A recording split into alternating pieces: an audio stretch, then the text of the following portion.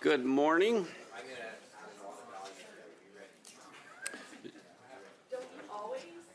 J'ouvre maintenant la séance. Bienvenue. I call this meeting to order. Welcome to meeting number 34. And the status of persons with disabilities. Pursuant to the order of reference of Friday, March 13, 2026, the committee is meeting on Bill C-20, an act respecting the establishment of Build Canada Homes. Today's meeting is taking place in a hybrid format, meaning witnesses are appearing in the room and virtually.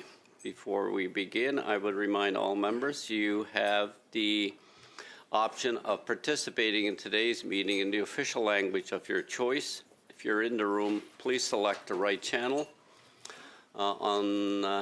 in front of you so that you can fully participate. For those online, please click on the globe icon at the bottom of your surface. Pick the official language of your choice. If there's an interruption in translation, please get my attention. We'll suspend while it is corrected. The clerk has advised me all those appearing virtually have been sound tested and have been given the approval. Also, please remind members that please silence your devices and please refrain from tapping on the boom in front of you for the protection of our translators. Bill C-20, an act respecting the establishment of Build Canada Homes. I would like to now welcome, from the witnesses, from Centre Court, Mitch Gascoigne, Partner and Senior Vice President, Development. Util, Laurent Levesque, Chief Executive Officer by video conference. Maxime Pelletier, Director, Public Affairs by video conference. Welcome Hall Mission, Samuel Watts, Chief Executive Officer and Executive Director. Each witness will have 5 minutes to give your opening statements, but before I introduce the first speaker, I have a member that has her hand up. I'll recognize Ms. Falk. Thank you, Chair. Just really quickly, off the top, I understand that there's been conversations and that there's an agreement to invite the Minister of Housing and Infrastructure and the Minister of Jobs and Families to testify in relation to main estimates for no less than 1 hour individually, no later than the end of May. There, Ms. Katrakis. I can confirm that Minister Hajdu, we've logged May 28th.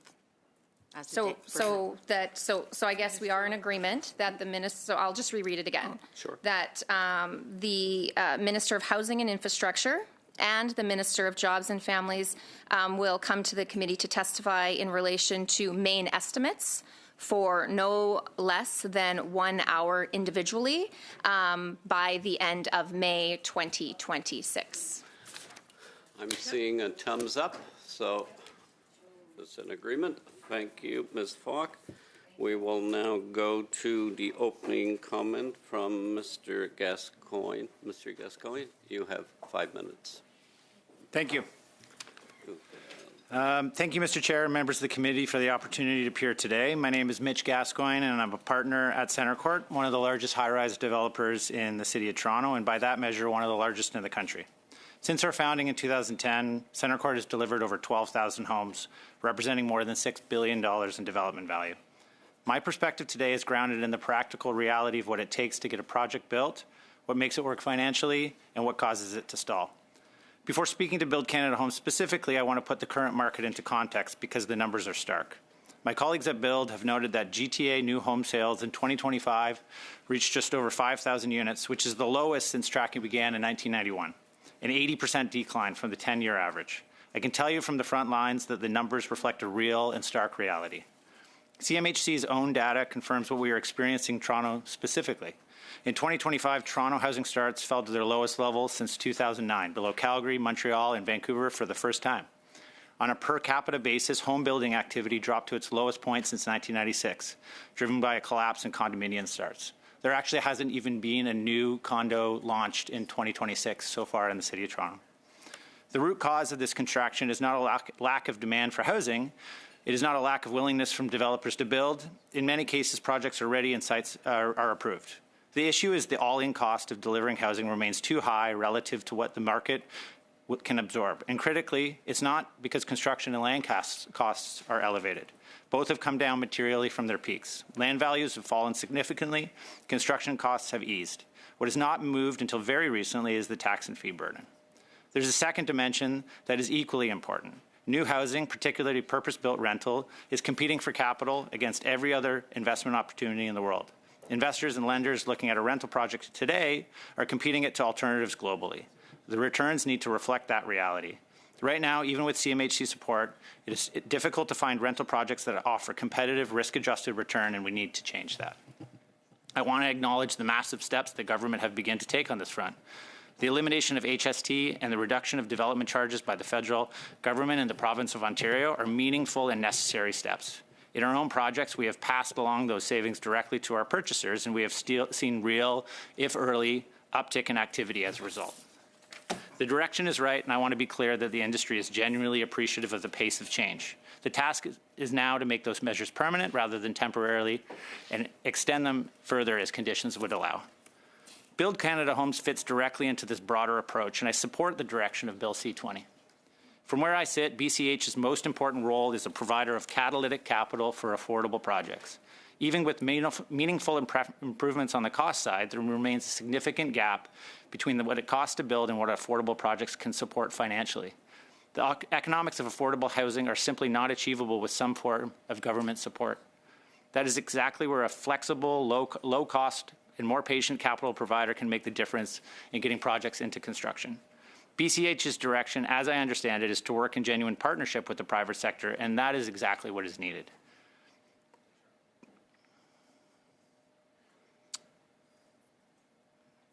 Sorry, I lost my spot.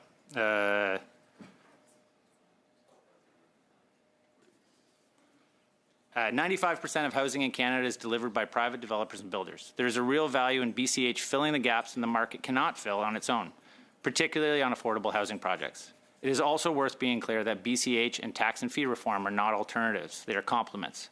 Reducing the cost burden on new housing, market housing, and affordable housing rental and ownership is important.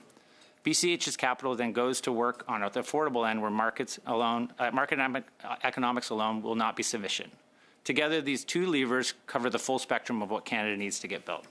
I would emphasize that Build Canada Homes should be viewed as additive to CMHC and not a replacement for it. CMHC's role in the current market cannot be overstated. Almost every purpose-built rental project being built in Canada relies on CMHC products, whether it is construction financing or takeout financing. Without CMHC, the number of rental starts in this market would be substantially lower. BCH expands that federal toolkit to be more flexible project-level intervention. Both are needed and both must be adequately resourced. In my interactions with BCH, I am confident that the goal is clear: build as much housing as possible as fast as possible. The case for action is straightforward. Canada is not building enough housing. Across our major cities, starts are falling and the pipeline is thinning. And projects that will deliver homes in 2030 and beyond need to begin today. The path forward requires two things working together. First, we need to continue to cut tax on new housing so that supply becomes viable, market housing and affordable housing, including both ownership and rental. Second, we need BCH to strategically deploy capital into affordable projects that the market alone cannot deliver. These two levers used together are how we close the gap. Supply is the solution. Affordable supply, market supply, we need all of it. And we need it to be financially viable. That is the test for this legislation and for housing policy that follows. Thank you, and I look forward to your questions. Thank you, Mr. Gascoigne. Who is doing the presentation for UTIL? I will be starting. Okay. You can share your time if you choose. Monsieur Lévesque pour 5 minutes. Mr. Lévesque for 5 minutes.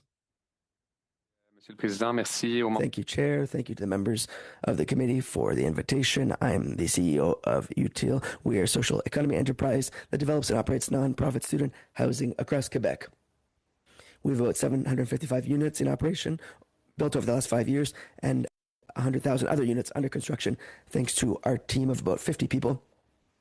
We're a major partner of the CMHC, which has contributed in one way or another to almost all of our projects, and we hold the status of major builder and major borrower, and we have undertaken one of the most significant modular prefabrication projects. Well, last year we built 150 units using this method in Rimouski. We welcome Bill C-20 as it is urgent to implement Build Canada Homes, especially since the Affordable Housing Fund has been discontinued, and that means fewer levers.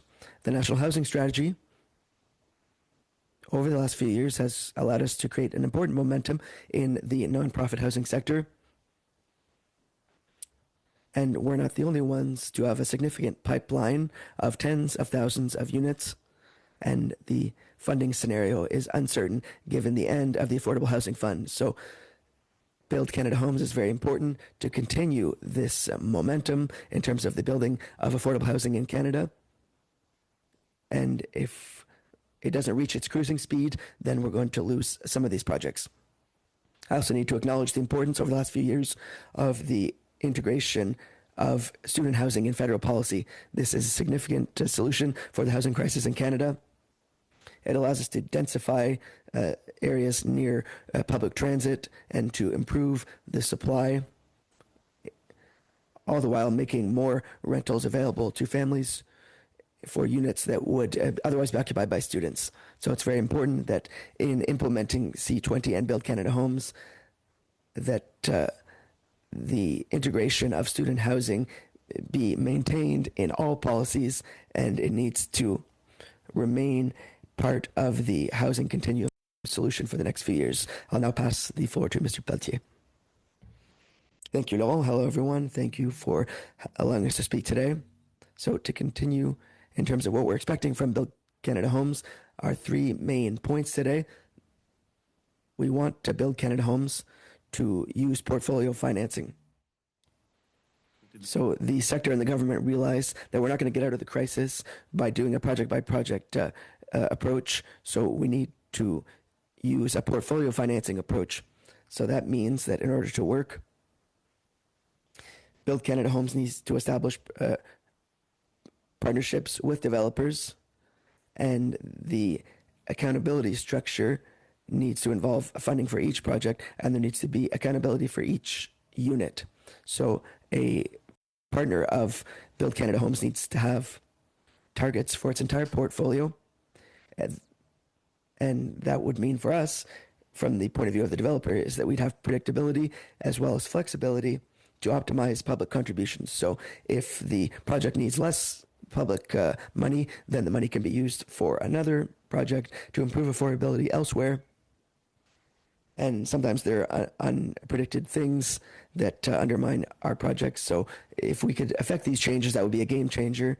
If we were to have real portfolio-based financing. The second thing is that we need alignment with CMHC program with the Build Canada Homes programs. Build Canada Homes is not going to provide senior mortgage loans. And that means that all nonprofit rental programs need to pass through the CMHC. And so in terms of the apartment loan program, this doesn't apply to nonprofit entities. So there are some issues in terms of operationalizing loans. And so they need to be aligned with Build Canada Homes if we want to be able to implement the programs that will be funded by Build Canada Homes. Finally, in terms of modern construction methods, we know that Build Canada Homes is in favor of these modern strategies, but it hasn't been specified what's expected from us. It's very costly to change later in the course of a project construction methods to respect Build Canada Homes expectations. So could you please tell us what exactly you want in terms of projects? So to summarize, we're very enthusiastic about working with Build Canada Homes and our federal partners like CMHC to provide more housing and to optimize the use of public funds. Thank you, Mr. Pelletier. Mr. Watts. Thank you very much. I'll warn the translators I move from English to French. So, just speak slowly. Monsieur le Président, membre du comité, merci de me donner l'occasion de témoigner. Chair, members of the committee, thank you for allowing me to appear before you today. Montréal. I also serve as a member of the National Housing Council of Canada, an appointed member, and I chaired the working group that produced the Council's March 25 report, Scaling Up the Non-Market Housing Sector in Canada. As such, I argued very strongly for something that today looks like Build Canada Homes. So the report that we issued forms a part of the evidence base for my remarks today, and je dois dire que je comparais devant vous en tant que... I appear before you as a strong supporter of Bill C-20. But before speaking about Bill C-20, I'd like to tell you about the other issues that we're facing. It's not just about building homes. The challenge that we're facing is that we have a system that's broken. Or it's not that we have a system that's broken, it's that we're operating inside a system designed to respond to the realities of people in need in the 1970s. 26. But it's now 2026. Successive governments have simply tried to do more of the same, Yes, and these worked 50 years ago. The parts of Canada's social safety net that serve the most vulnerable must be rebuilt for the 21st century. In the right direction. However, C-20 addresses a downstream challenge. We desperately need more affordable housing. But Build Canada Homes must be accompanied by parallel upstream efforts. These upstream efforts would reduce the inflow into core housing need that no building program can address on its own. Les efforts en amont dont je parle comprennent des... These upstream efforts include agreements between all orders of government to fund targeted rent supplements as well as wraparound services. Four walls and a roof are important, but the supports that help people maintain their housing stability are the critical part of the equation.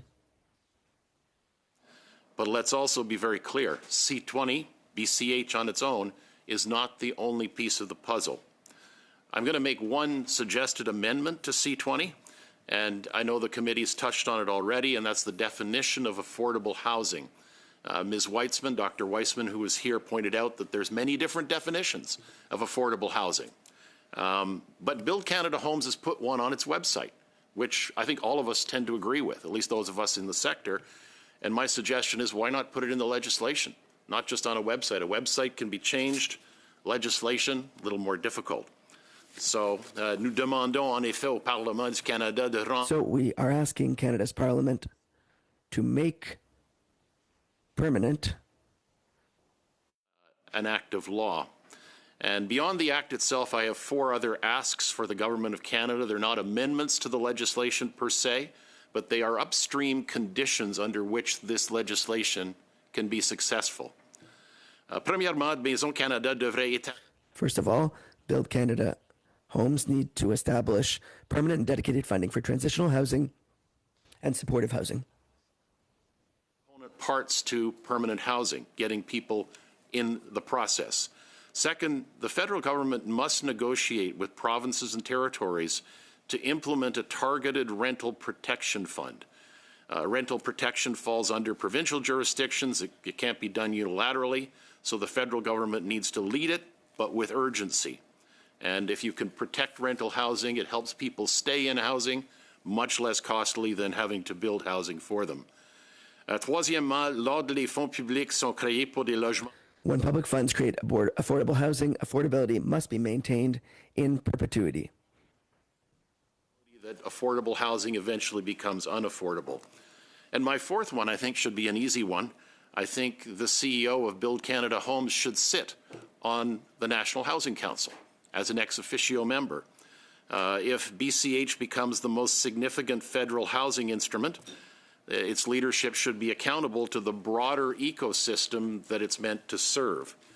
And in that order, I just flag something as well. There's many different players in the housing space in the Government of Canada.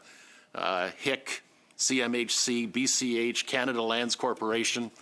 Without any formal coordination mechanisms, I've been around in the peripheral to government agencies for a while now, sitting on the council.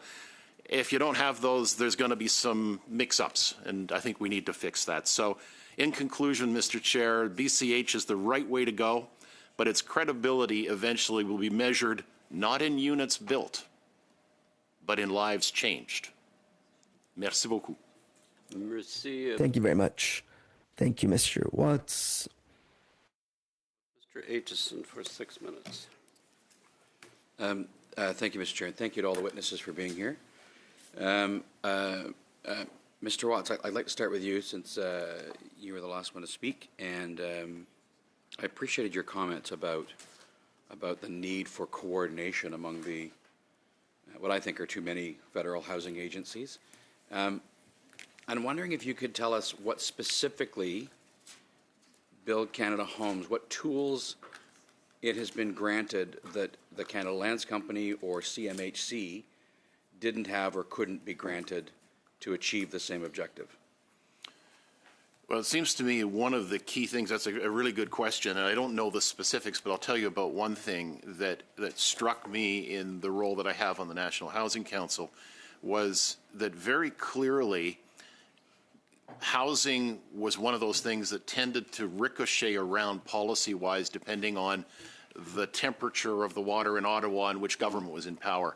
And I guess I would feel personally, and I think a number of other people agree with me on this, is that in order to address the housing crisis and the vulnerability crisis that we see in Canada, we're going to need to have something that transcends what government does or government programs or government agencies. We need something that is going to be much longer term.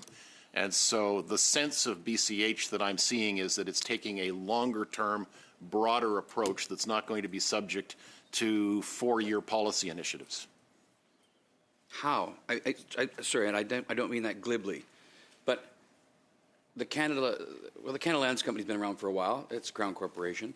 The Canadian Mortgage and Housing Corporation started out as the Central Mortgage and Housing Corporation after the war, also a Crown Corporation, has been around for a while. Its mandate, I guess, has been changed over time, and when the National Housing Strategy came in, it was plopped in their lap, and they had to learn fast on how to deliver that. But what specifically about BCH leads you to believe that it has some sort of super long-term vision and purpose that can't be affected by the political winds of the day? Again, a really good question. I hope I'm right on this, but it seems like the mandate that's being given to BCH, and this is why I doubled down on the affordability question, is to focus on deeply affordable housing. And that's not something that any of these other agencies will do consistently. And so I think that's probably where we need to go, is to make sure that that mandate is anchored very carefully and understood, and that it is considered to be long-term and not something that's going to shift and change. We didn't get to where we are here in Canada in a weekend, did we? No, indeed. And it's not going to take us a year or two to get out of it. So we can get out of it. I can see the way. I'm an optimist. That's why I do what I do. But I think what we need to do is make sure that we have that long-term view and focus on that affordability sector. If we can help Canadians who are struggling to get into housing, stay in the housing they have, maintain a certain sense of balance, what it does is it frees up dollars for all of the other social services that we think as part of the brand image of Canada. And right now we're spending a lot of money solving problems that really need to be solved upstream. Yeah. And I think that's why BCH actually has a chance. Thank you. I'd like to talk to you more, actually, but we don't have time to do it here, so I'm going to reach out to you. I want to switch over to Mitch for a second, because, of course, Mitch, Mr. Gascoigne, I apologize, is in the private sector, and I'm wondering if you can speak specifically to the relationship that you see between market housing and the burdens on market housing and how that impacts social and supportive housing. The impacts of markets. I think that, when we talk about housing, there's obviously various forms of affordability that needs to be addressed. But one of those is, mid-range and moderate affordable, that, the postman or the teacher that needs to find a place to live, to either own or rent. And I think that, the overall housing solution needs to be sensitive to the deeply affordable housing that others are addressing. But, mixed use, market and affordable is something that I think can and is and should continue to be delivered in a way that creates supply and also creates affordable supply at the same time. So I think that's kind of what the thrust is. Would it be? Would I be putting words in your mouth if I said, would you agree that if all homes were more affordable, it would like a rising tide lifts all boats, therefore? And I mean, purpose investment into social and supportive housing for sure, but if all homes were more affordable, that'd be better for all Canadians? As long as they're, yes, they need to be buildable and affordable. The numbers need to work so that they can be affordable and constructible and economic to bring out of the ground.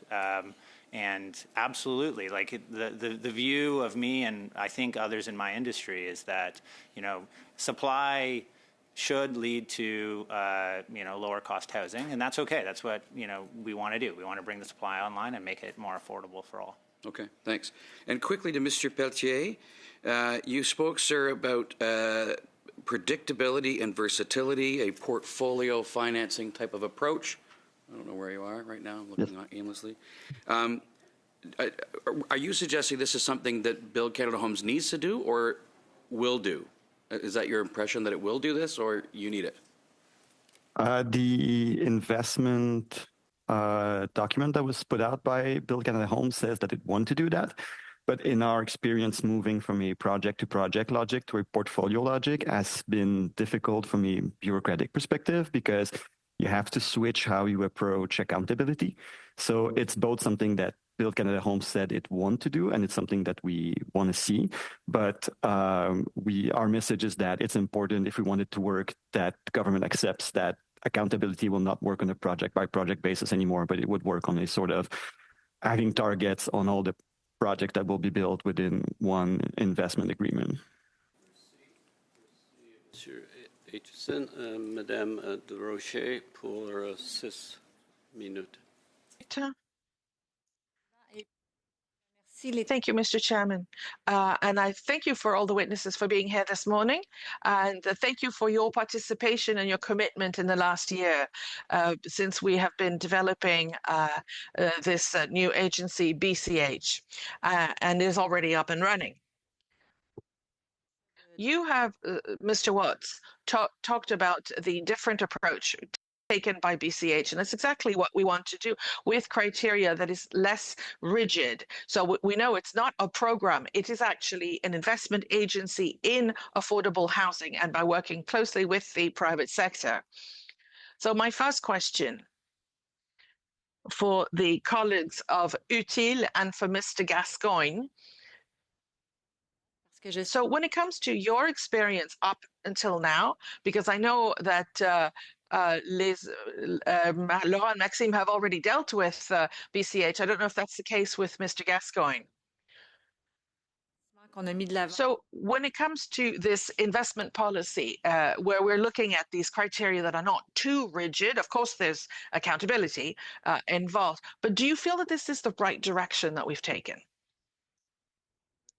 Thank you for asking the question. I would say that yes, it is going in the right direction.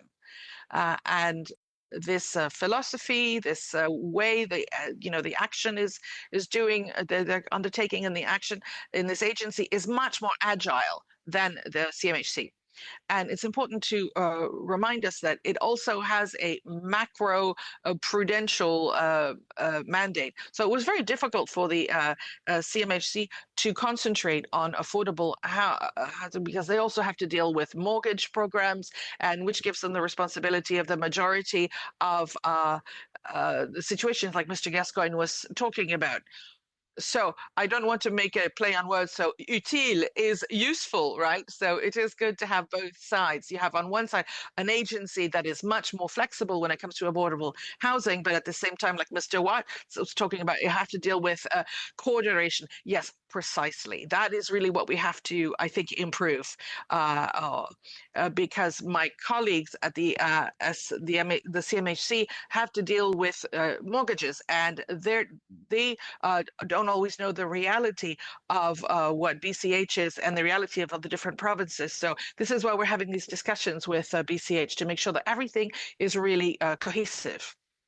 Mr. Gascoigne, did you have anything else that you would like to add? We have had conversation with BCH, and I think that's exactly it. They're, CMHC is great. They have programs. They can roll out the programs. BCH is flexible. You talk to them about what you need to make the project work. They're open to providing patient capital, co-investment. They really want to be kind of like that last piece that makes the project work. And it might mean that in our case, we're dealing with a senior lender that is a big bank. It could mean that you already have CMHC financing lined up, but it's additive in so much as that they're not constrained.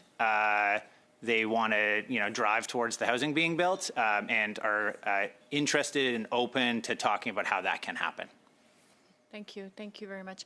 Monsieur Watts, je ne sais pas si on peut parler un petit peu. Mr. Watts, could we briefly talk about homelessness? You talked about transition homes, $1 billion for the next 10 years for transition housing with support.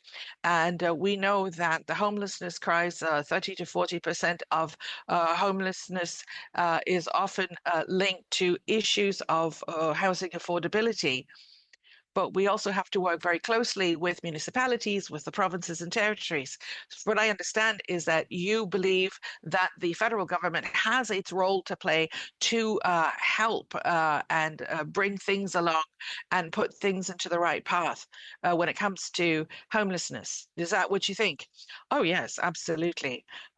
The federal government must, in my opinion, of course, must be a leader in this situation and help the provinces and territories with the various issues, which vary from place to place. In my role at the National Housing Council, I have the luxury of seeing things in every location in Canada, and I can tell you that the realities are vastly different from one place to another, whether it's Alberta or BC or downtown Montreal. But it is really important because when we're talking about the homelessness phenomenon, there is a continuum of services that are essential for them. First of all, we have to do prevention upstream. So if we can close that tap, that would definitely help. But nevertheless, there are people who are going to find themselves falling through the cracks. So we have to be able to help them quickly and accompany them via programs and housing situations, even though they are transitional. My colleague to my right, and my friends over at Utile, and hi there, Laurent, they have a lot of housing available. We want to have programs available to make sure that people go from transitional to permanent housing. So it is important for the federal government to play a role here. Well, I'll ask my question to Mr. Gascoigne, even if you may not have enough time to answer. Now, you talked about construction costs. I just want to know, could you later on, even in writing, explain the infrastructure? Because many construction costs are related to municipality costs because they need to modernize their infrastructure, and that is part of construction costs. So if we reduce taxes, if the municipalities were to reduce taxes, how are they going to get the money to raise those infrastructures and to create those infrastructures? But we have to try and find that happy medium in order to be able to deal with these issues. You can reflect on the question and provide it in writing. Merci, Madame Desrochers. Madame Larouche. Thank you, Madame Desrochers. Madame Larouche, you have the floor for the next 6 minutes. Thank you, Mr. Chairman. I really thank the witnesses for being here, and Mr. Gascoigne, thank you for all your work. Mr. Levesque and Pelletier, I followed what you have done in Rimouski for student housing with my colleague, who is also a member Parliament there. Mr. Watts, I'm very impressed by your work at the Maison Bon Accueil. You have talked about the credibility is not the number of housing units built, but the number of lives changed. That really is very important. And so I'd love to talk about this definition of affordability. And so thank you so much to the witnesses for being here, and because this project is so important. But I have a little technicality to deal with. I tabled a motion that the permanent committee for social development with and John Ostrander for the modernization. We would like him to come for 2 hours to the modernization of the benefits and their impact. I've had an exchange, so I'll let Madam Koutsakis put her amendment so we can deal with this issue. Thank you very much, Madame Larouche. We would like to remove, if possible, or add. I'm sorry.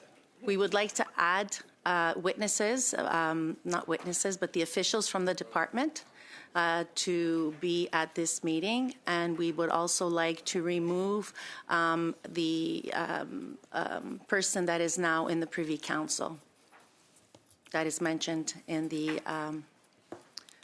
motion.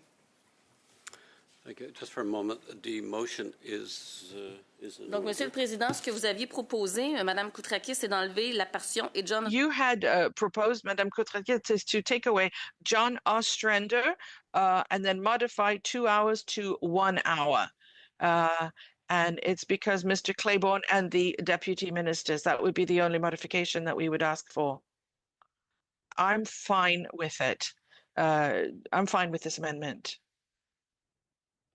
C'est Monsieur John. And this is the person right now who's with the PCO. Yes, we want to just take Mr. Ostrander out and then change it from 2 hours to 1 hour. And my conservative colleagues, I think, agree with the amendment to the motion. I would, yes, because it was moved. There seems to be a unanimity here, but I just want the committee to be clear. I will ask the clerk to read the motion that the committee is being asked to adopt with the amendment of Madame Koutsakis. Je suis désolé, Madame Koutsakis. Est-ce que vous avez parlé d'inviter d'autres fonctionnaires? Did you, Madame Koutsakis, did you want to invite other high officials? Yes, we could add the civil servant, the higher officials. Well, if I may, so that the committee, Humor Committee, invite Cliff Groin, main deputy minister, accompanied by his officials for a period of 1 hour in order to answer questions from the parliamentarians on the modernization of benefits and the impact thereof. Madame Larouche, oui. Madame Koutsakis, oui. Madame Larouche, Madame Petrakis. Okay, so you've heard the motion you adopted is the one that was read into the record by the clerk, so we're clear. With that, Madame Larouche, à vous. Merci, Monsieur le Président. Juste malheureusement une autre technicalité que je dois. Thank you, Mr. Chairman. Another technicality is that I have to do a follow-up for March 26. I had asked for a number of contracts that were given under this program with details and the cost for each of them.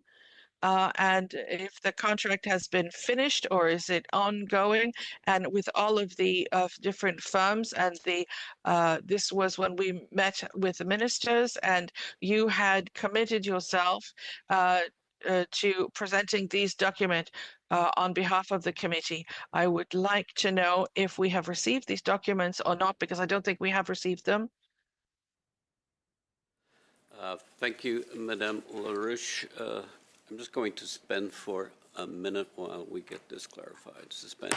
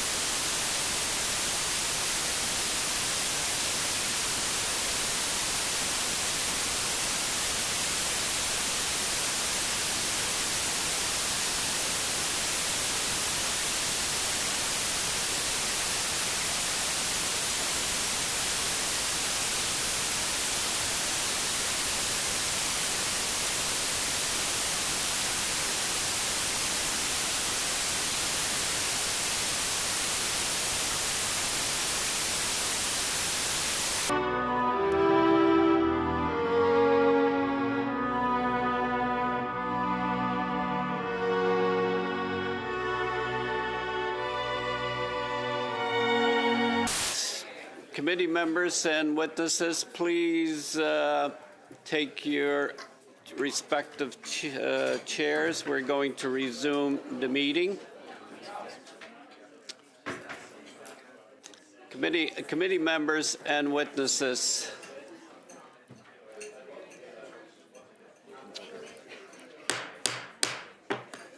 Committee members and witnesses, please take your positions, your chairs. We'll resume the meeting. As I suspended, Madame LaRouche had a question. I'm going to ask the clerk to speak to it, and it should address the issue. Donc, juste pour confirmer, lors de la réunion du 26 mars, plusieurs... Just to confirm, during the March 26 meeting, several documents were required of the ministry, including the request by Madame Laroche. I am waiting for the translation of the correspondence, but they have said that they are finalizing all of the requests, and we should be receiving all of the documents by the end of the week, and we will get answers by the end of the week. That's great. Thank you very much. And Mr. Chairman, you are recommitting to give us these documents as soon as you receive them. Yes? Okay. Great. Lastly, I just want to also, I had made another motion on March 26 that the committee ask the Ministry of Employment and Families and Transformation to the Privy Council to give the committee within 30 days after the adoption of the present motion all reports, correspondence and writings and documents relative to the management of the modernization of benefits since January of 2017 and apply all of the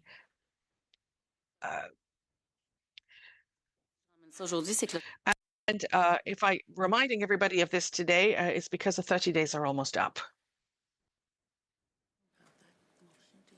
It's a dilatory motion that Madame LaRouche put forward, which would resume debate on the motion from the last time this was in discussion.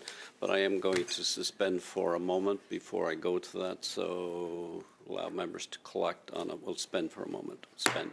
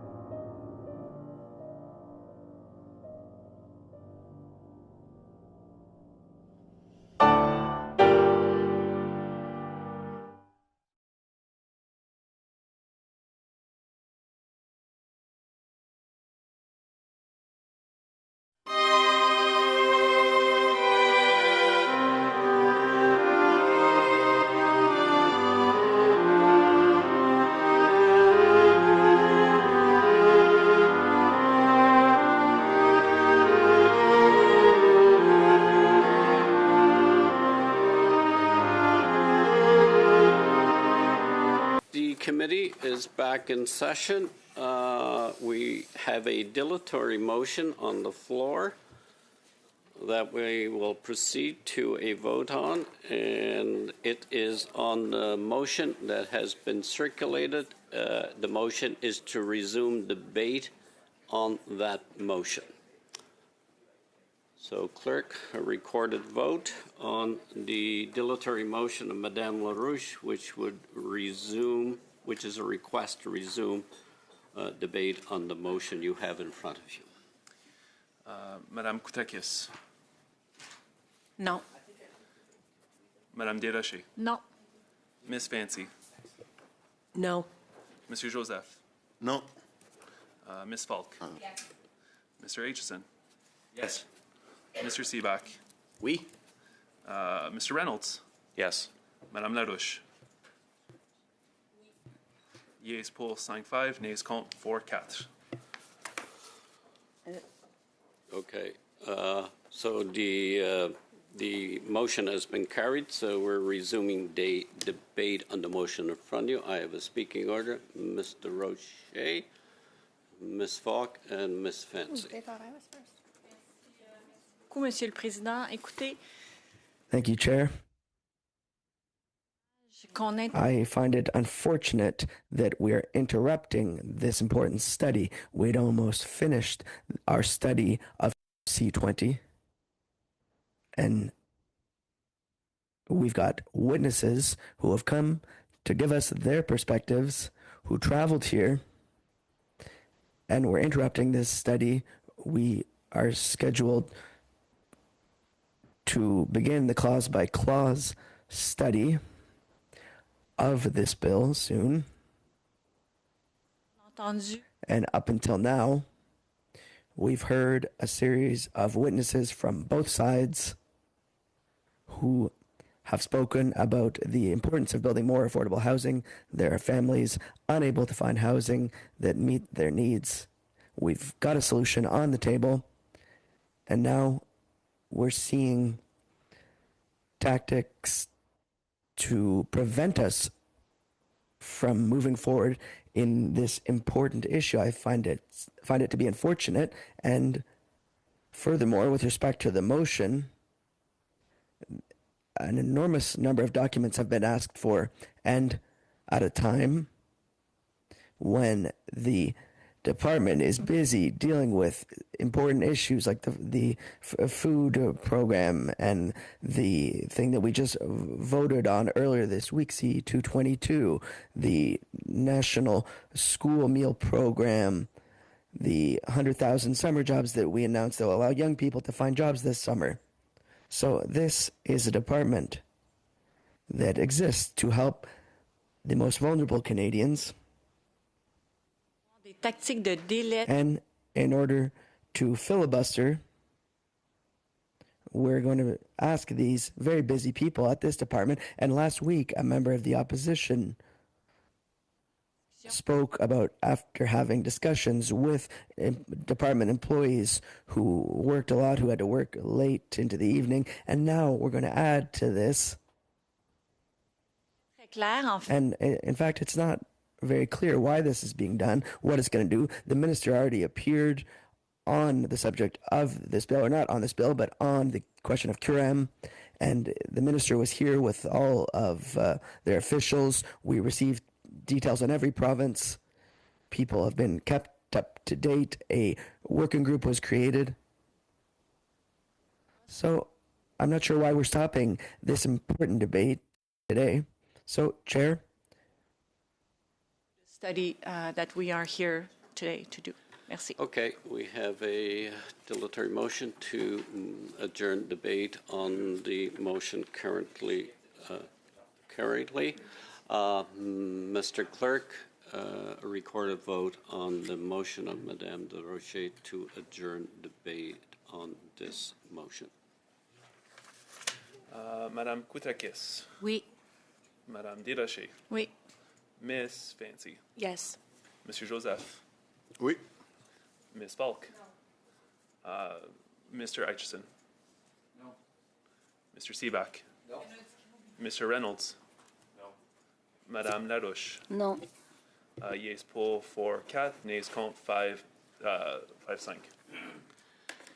Okay, thank you. The motion to adjourn has been defeated. We'll return to the speaking order that I have with Ms. Falk. Very much, Chair. And I know we heard a little bit about Curum, not a lot, but I know we have heard that there's actually seniors that need their benefits to pay for their housing. So I would argue that this is actually very important that we get these documents. So I would like to propose an amendment to the motion that's on the floor right now. So pursuant to Standing Order 108-1A, that the Standing Committee on Human Resources, Skills and Social Development and Status of Persons with Disabilities order the production, so delete everything and continue with order the production of documents related to the Benefits Delivery Modernization, the BDM initiative, including the Curum platform, from the Department of Employment and Social Development, the Department of Government Transformation, Public Services and Procurement Canada, the Privy Council Office, and the Prime Minister's Office. That these departments and offices provide to the clerk and the committee within 30 days of the adoption of this motion.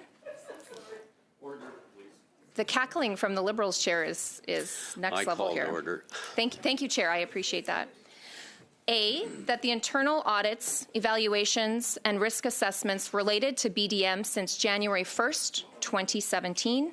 B, all briefing notes, memoranda, and decision documents prepared for ministers and senior officials concerning the Benefits Delivery Modernization, BDM, initiative, or the Curum platform. All emails and electronic communications that relate to 1, system performance issues, 2, delays or backlogs in benefit delivery, 3, cost overruns or project risks, and 4, decisions regarding the Curum platform and BDM implementation, D, all contracts related to the Curum platform and associated systems, E, performance reports and data summaries tracking processing times, backlogs, error rates, system outages, and instances of incorrect benefit payments, including overpayments and subsequent recovery actions or clawbacks. So, Mr. Chair, we think that this is an acceptable amendment, especially given the fact that the Liberals have tried to adjourn debate on this, for one. So something doesn't seem right that the government doesn't seem forthcoming with these documents. I know that there has been filibustering at other times, including actually just here at this moment, and then trying to adjourn the debate. So I think it's imperative, especially with this power grab that the Liberals seem to be taking to dodge all accountability and transparency. I think this is of the essence, especially it's impacting our seniors who help build this country. Many who we hear from are struggling with food affordability, housing affordability, fuel affordability at this committee over the past several years that we've heard that. So I think it's imperative that we accept this amendment and that not only Parliament but Canadians can receive the information that the opposition is requesting. Thank you, Chair. So, committee members, we now have an amendment to the motion moved by Ms. Falk. Debate will move to the amendment put forward by Ms. Falk. Monsieur Jose, just a moment. But yeah, I had a speaking order in the past. Now I have an amendment, and I'm going to start over again. Can we suspend? We can suspend for a few moments. Suspend. I can't believe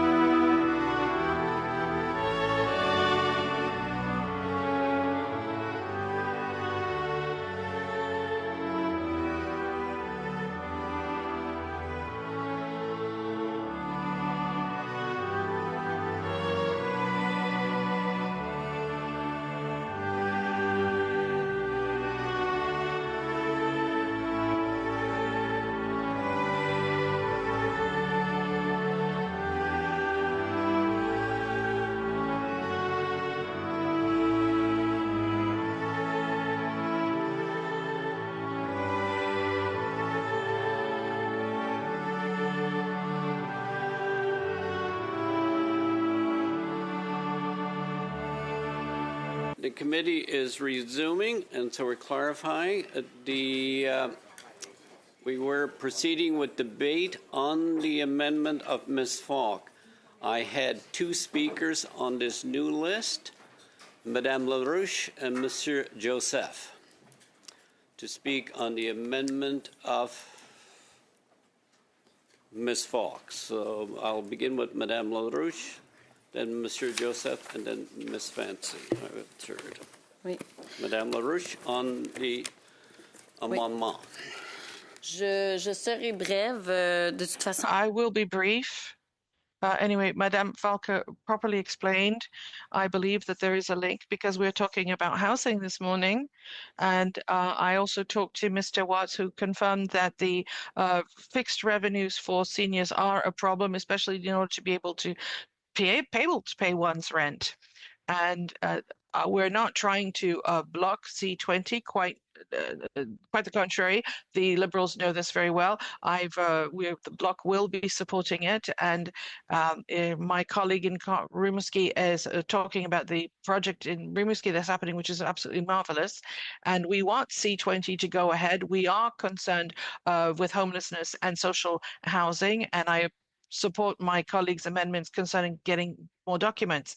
The reason we're here today, we're not trying to filibuster. We're not trying to block C20, and it's not tactics. These are not tactics. If I'm talking about these elements this morning, Mr. Chairman, is because Sébastien Lemire yesterday tried to get this information at the Public Accounts Committee. And when he left the committee, I happened to run into him, and he said to me that he had not managed to get the necessary information because the Liberals had been doing filibustering during that committee. So here we are in this situation this morning, and I have to ask this information once again because yesterday it was asked for and it blocked the work of another committee. So all of this, Mr. Chairman, to say that I want to remind the witnesses that we are going to try and find all of our solutions to social housing, and we are not going to block things. We're not going to C20 or report it. We need collaboration. So thank you very much, Mr. Chair.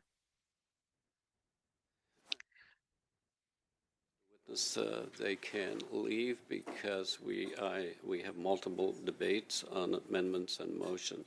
So I'm going to advise the witnesses that you can leave at this time because I'm unsure when we'll return to the agenda. So at this stage, you can release the witnesses. Monsieur Joseph, on the amendment. Merci, Monsieur le Président. Écoutez, Monsieur le Président, je vais pas être... Thank you, Mr. Chairman. I might be brief or not, but listen, all this being said, this is the second time I am assisting to this sort of thing, and coming from the Bloc on top of it. Quebecers who come from Quebec, who talk about social housing and who talk about affordable housing and homelessness. And in Quebec, we have absolute extraordinary expertise on this matter. This was an absolutely golden opportunity for us to, and for Canadians to be able to benefit from such expertise on the part of witnesses. And when we see that it is members from the Bloc who are stopping witnesses who are coming from Quebec to express themselves in the context of this committee, I'm absolutely appalled. Last time I told Madame that she had lost a good game by voting against the 2025 budgets in committees, and she congratulated all of the programs that were financed by the 2025 budget. And I'm not going to say this word because I'm in a committee and I have respect for her, but I have extraordinary respect for her. I do have a lot of respect for her. And this morning, because of the Bloc, our witnesses who came from Quebec are also going to be missing out on a terrific opportunity. This was a terrific opportunity to be able to talk on behalf of Quebecers and to show that the Bloc truly defends their interests in Ottawa. I'm not saying it. It's the Bloc that just says it. They have just proven to Quebec that we're not really defending interests of Quebecers, because if I came from Quebec in a committee and it is a Bloc committee member who's stopping me from expressing myself, one can ask questions. And so Madame LaRouche has presented this motion. And this motion is asking for millions upon millions of pages and coming from many, many ministries. And a similar motion was tabled yesterday at the Public Accounts Committee. And they are right now presently debating the amendment. And this could cost millions of dollars that it will never be able to be used within the delays that are proposed within this motion. It is absolutely not realistic because such a volume of documents, we can't produce such a volume of documents to be produced in such a short lapse of time. So it would make people go through millions of documents be produced in several ministries, and all of the money spent is a dollar that is money that is not spent to benefit Canadians and especially Quebecers. At a time when Quebecers and Canadians expect to get quick and good services, notre priorité devrait être our priority is the improvement of benefits and services and not the creation of administrative red tape for the civil servants. Committees have the right to ask for information. Of course they can. But those requests should be targeted as well as reasonable. Cette motion, if this motion is carried, it would create a precedent that allows unlimited production of documents as opposed to targeted production of documents. c'est un travail qu'on va accomplir. This would not be useful. We are conscious in Ottawa of the usage of committees' resources. I'm a Quebecer. I'm here in Ottawa as an MP. But if I was a Quebecer and I was living in Quebec and I saw this sort of thing happening, I would ask myself some serious questions. And at the next election, I might give the Bloc something to think about because I respect Quebecers. The Bloc say, we are in Ottawa to represent you, your interests in Quebec. Is that really how it's happening?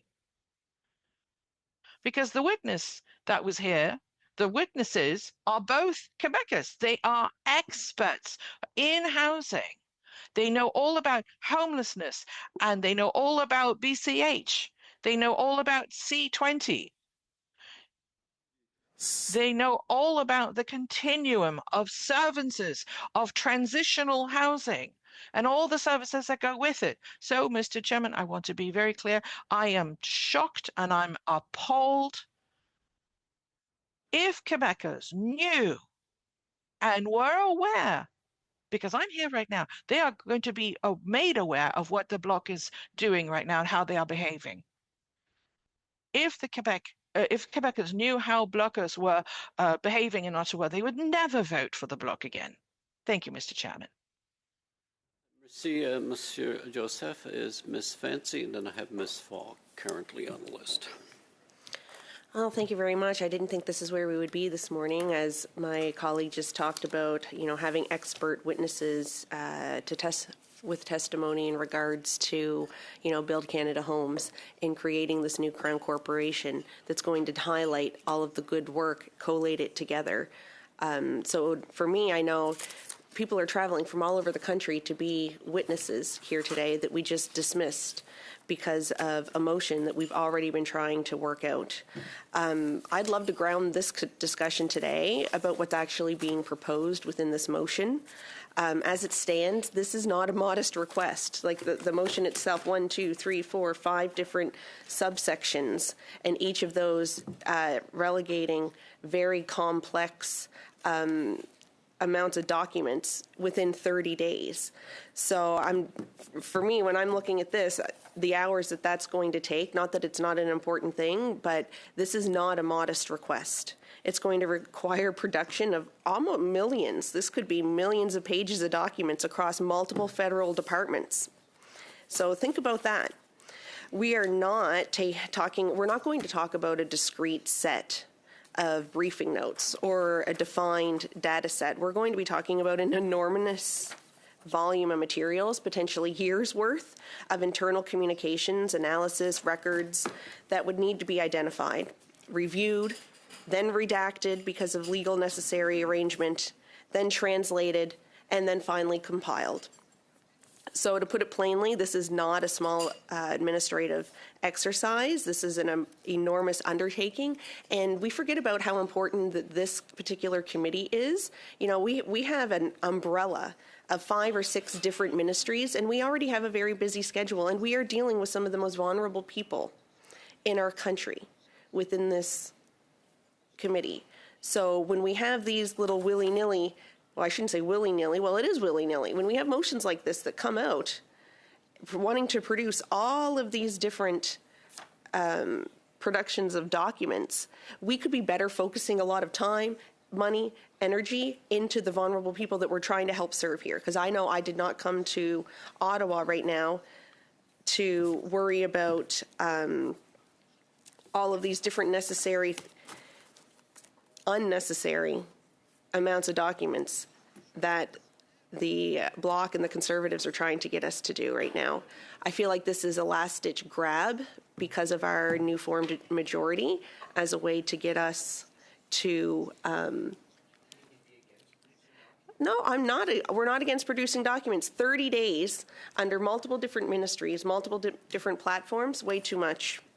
It's also worth noting that a very similar motion was introduced publicly in the Public Accounts Committee just yesterday, where they're currently debating a moment to bring that request into a more workable and realistic scope. That's something that we should be doing here.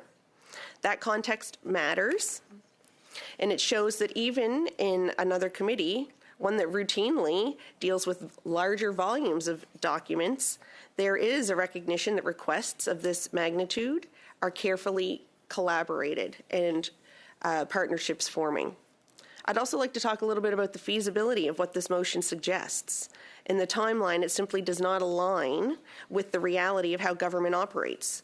Producing this type of volume of material requires public servants to comb through millions of documents, multiple departments. This is not a process that can be completed in a matter of days, or in this case, 30 days. It brings to me also these financial implications. I don't think that we can ignore that ignore the fact that this kind of request could potentially cost millions of dollars to fulfill. Right? Every hour spent on a public servant trying to review these documents in an hour, that is funded by the Canadian taxpayers. When multiply that across teams, in this case across departments, in this case across weeks, the cost very quickly escalates.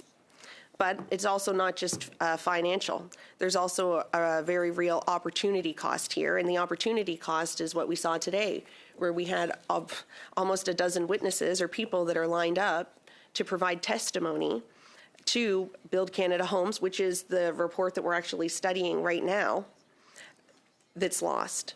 So every dollar spent, every hour dedicated to compiling documents such as these is time and money, resources wasted that we could be working on some of the things that we had already previously, as a group, agreed to work on. So at a time also when Canadians are rightly expecting timely access to benefits, faster processing of applications, and responsive government services, this motion, it kind of counteracts everything that you're trying to do. It redirects the public servants away from those core responsibilities. So let's think about that for a moment. On top of during question period, where our minister diligently reported multiple times, they are working with the groups of people that might have been affected through this technology that had been 60 years old that they're trying to now onboard and realign. and said, if you know any of us, 343 of us members of Parliament, if we have constituents and seniors in our ridings that are affected by this, to reach out. We're also asking same public servants at this time to also process EI claims, who support seniors accessing benefits, who help newcomers navigate immigration systems, and who also ensure that programs are delivered efficiently. So making them pause to do work like this is not efficient, or at the least significantly slowing down other services in other areas as well, in order to sift through millions of pages of records. And that's the trade-off, is what they're asking for today. I'd also suggest that this is a trade-off I don't think that Canadians would support right now. Right? Our focus as parliamentarians in this room and on the Hill should be improving service delivery, on ensuring that government works better for people, and on holding the government to account in a way that is effective and proportionate. This motion in its current form, after going over it with our team, does not achieve that balance. Instead, it creates an administrative burden that risks undermining the very services that Canadians rely on. So let's be clear. Committees, they absolutely have the right to request information. This is a fundamental part of the role in ensuring transparency and accountability. But with that right also comes responsibility, which I don't think that they've taken into account today. To make requests like this that are targeted, relevant, feasible, this motion does not meet any of that standard. It is not targeted. It does not clearly define the scope in a way that would allow departments to respond efficiently. Instead, it casts an extremely wide net, capturing vast amounts of material that may only have a tangible connection to the issue at hand. And that lack of focus is not a practical problem, it's a procedural problem. And that's a huge concern. If we adopt motions like this without careful consideration, we also risk setting a precedent for unlimited, unfocused document demands across government. Today, it is this file.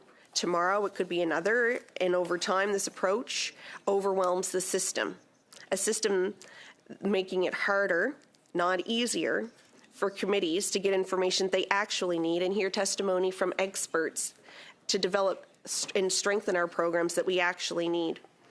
A well-crafted request that zeroes in on specific documents or a specific type of time frame, working with all committee members and our public servants, will provide information that a blanket demand everything under the sun. That's what this motion is. It allows departments to respond quickly and more accurately, and it enables committees to do their work more effectively. That's the standard that we're aiming for, people in this room. And it's especially important to keep that standard in mind when we consider the work that we're doing that's also been done on this file already, such as what our ministers talked about when the Bloc have been broaching the subject for QRM, right? Once again, our multiple times since way back in October, our minister has said, yes, we are onboarding a program that is old with new technology. So I believe it was 30,000 or so people of the millions of people that were being onboarded right now are affected. And saying, once again, all 343 MPs reaching out to our senior populations, if there are anybody that are still affected by this, to reach out to the minister directly, which she has said diligently multiple times during question period in public for everybody to hear and see.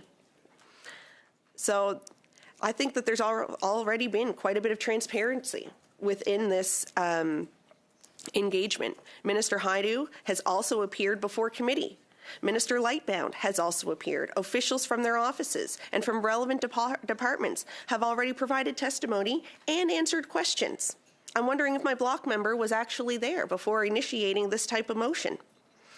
So if they've already offered technical briefing to critics, they've already offered in ensuring members have detailed understanding of the issues, I don't see why producing millions, potentially, amounts of paper and documents are going to do anything except for proving a point that at the will of whoever wants to, they can stall our public service.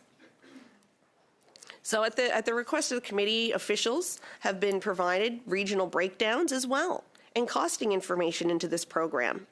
That's not insignificant either. That is substantive. It is detailed information that helps inform our understanding and supports our oversight role here as a government. So the idea that there's been a lack of transparency simply doesn't hold firm. There has been engagement. There has been disclosure. There has been a willingness to provide information. Point of order, Mr. Chair. And to answer questions.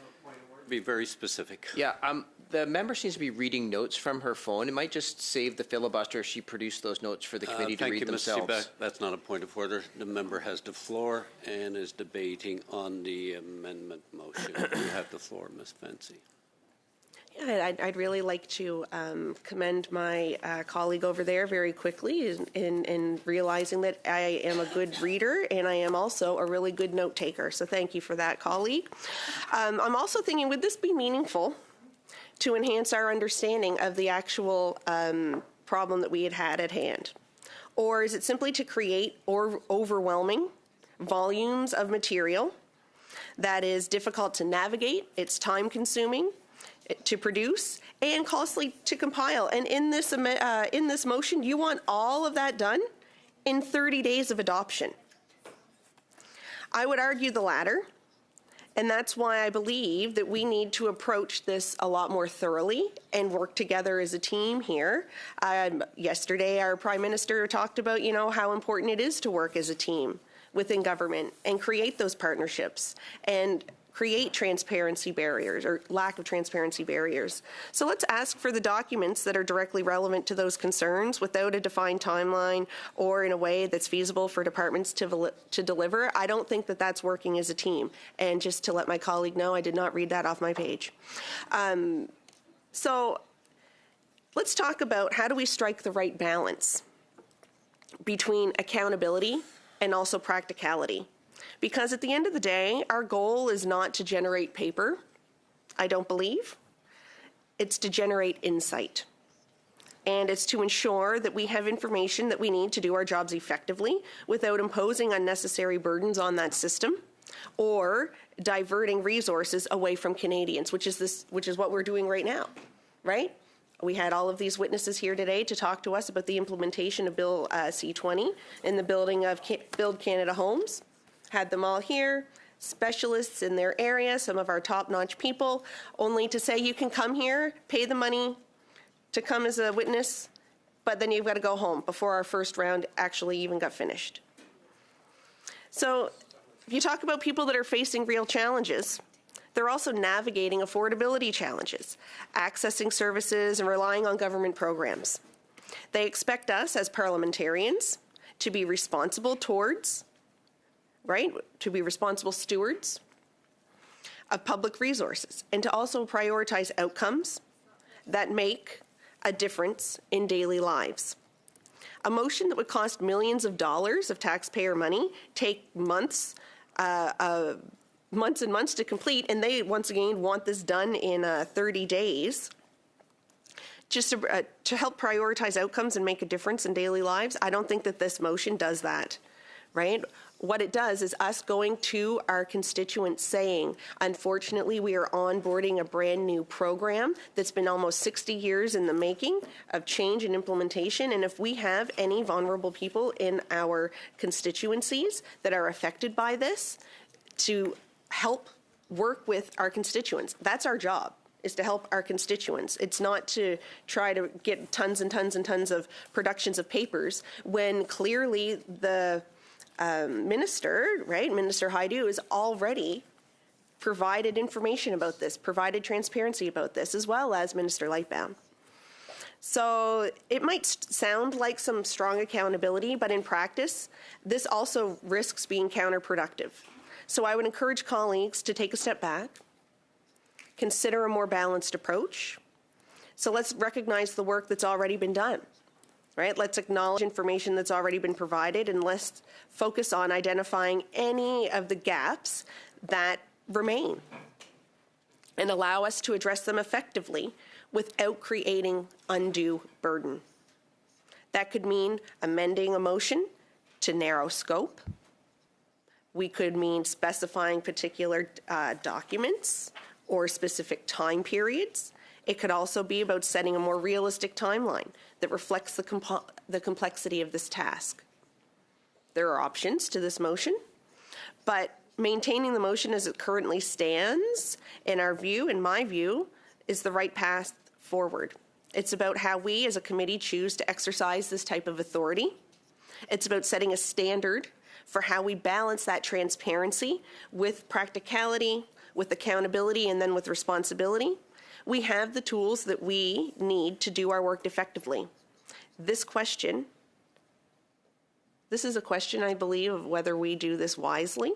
And in this case, I would suggest a more targeted, realistic, and proportionate approach that would serve both this committee, both Canadians, and far better help us deliver what's currently being proposed here. We'll now go to Ms. Falk. Thank you very much, Chair. I just wanted to respond through you, of course, just to some of the things that I have heard. I know Mr. Joseph commented about this setting a precedent. I don't think that's true. There has been, over many different parliaments, production orders that have been requested, whether that's in the House or in committees that have been produced. So I don't think that is a factual argument. It isn't something that will set a precedent because it's been done before. To Ms. Fancy's point about vulnerable people, I would argue seniors are a vulnerable population, and many weren't receiving their OAS given this system changeover. So I also see a contradiction in that. Our committee is responsible for a lot of different things, which maybe is a debate for another day of what we're responsible for. But at the end of the day, I know that this has been brought up in other committees, and it's interesting to me that the Liberals are filibustering at different committees. We're hearing a lot about we're not listening to the witnesses. Well, if the Liberals would stop filibustering and stop talking and stop doing whatever PMO is wanting them to do, then we would pass this, move on. They can start, whoever it is in the department, getting the things that are being asked of this committee, so that we can be here for those that we represent, which is also our seniors, that some of them who aren't receiving their OAS payments. So I mean, at the end of the day, it's Liberals that are obstructing, they're filibustering, they're delaying, and they're avoiding transparency. To say that the minister has done everything that she can, we never suggested it would be millions of pages or cost millions of dollars, which makes me wonder if the Liberals are saying that, what are they hiding? What is being hidden when it comes to the benefits delivery modernization? This is just one aspect. Curum is one aspect, and we're just here wanting to know why. These are pretty simple questions. So, at the end of the day, the Liberals need to stop filibustering. They need to stop delaying. They need to stop obstructing and vote for this amendment so that we can, A, be transparent with Canadians, so that we can be effective for Canadians, and at the end of the day, serve them in the best of our capacity so that we can do the work here. So pass the amendment. Let's move on. Let's let the bureaucracy do what they need to do, which is to produce these documents, and then we can get to the work that Ms. Fancy so urgently wants to. So I would encourage her to encourage her whip's office and PMO to stop the filibustering of this at both committees that this is happening, and let this pass so we can move on and finish our housing study and other studies that we have on the docket. So I look forward to the Liberals' yes vote on this. Thank you. Thank you, Ms. Falk. Madame Koutrakis on the amendment. Yes, thank you, Mr. Chair. And it's quite interesting to hear how, the Liberals or the government is being accused of not being transparent when we all know the work that has been done to date. Minister Haidu and Minister Lightbound, both officials and their offices have appeared on the issue. The officials have provided a technical briefing to critics. Officials provided the committee with regional breakdowns and costing at the request of the committee. There has already been significant transparency and engagement on this file. For months and weeks, we've heard over and over and over questions and question period about the CURAM system from all the opposition parties. So I don't know how anyone can think that that's not being transparent. As my previous colleagues have mentioned, this motion is requesting millions of pages across multiple departments. This could cost millions of dollars, and it would not be completed within the time frame suggested in the motion. 30-day timeline is completely unrealistic, especially when we say that already we've heard that, the opposition members saying that our seniors are a vulnerable population and they need to receive their OAS payments on time. And that's exactly what the department is trying to do, to make sure that they do serve the population, not only on the OAS, but for so many other programs that are being delivered through that department. There's 40,000 employees working in the SDC. It's one of the largest ministries that we have in government. And I always say that it's from the moment someone is born till the end of life, all the programs in between come through this department. So to think that 30 days is a reasonable amount of time asking for all of this documentation. It is really completely unrealistic. And anyone that is watching us today, Quebecers, Canadians from coast to coast to coast, has to scratch their head and say, well, if there really is a problem with this system and there are kinks or issues that need to be resolved, how is wasting the time of this committee that is working on so many other important studies and legislative pieces that Canadians rely on, and one of them being C20, to be able to deliver affordable housing in a timely manner is beyond myself, and I'm sure there are many Canadians who are watching that are scratching their heads here today. This would require, as I said, public service to comb through millions of documents across multiple departments. And although we haven't seen the estimates and the costs, one can imagine, if you've been in private business, when you are using up resources in a department in this way, obviously they're not doing work in other areas that they need to be doing, and it does cost money. Resources cost money. It's not free. Every dollar that we are using is to make sure that Canadians deliver the services that they expect. Canadians expect timely service. This motion would redirect public servants away from the processing claims. So I don't see how this motion deals with the concerns that are being raised. Our focus should be on improving service delivery and not creating an administrative burden. And having been in the private sector for many, many years, I can tell you that this is not the correct way of using money, whether it's in the private sector or in the public sector.